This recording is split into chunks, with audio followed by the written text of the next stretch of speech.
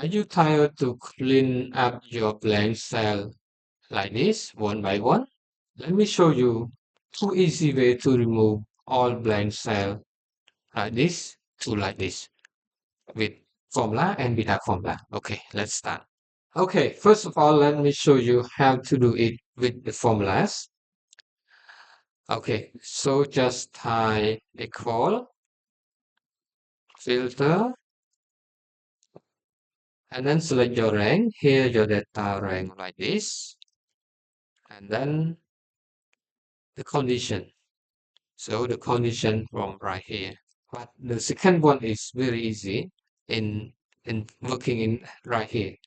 So just different from blank. Okay, different from blank. Just click it. Okay, something like this. Just enter it. Boom, you got it right.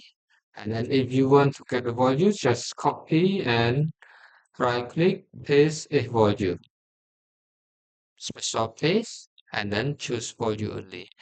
And then you got the value right here. Okay, another method we working direct here on the data. Just select it and then create filter.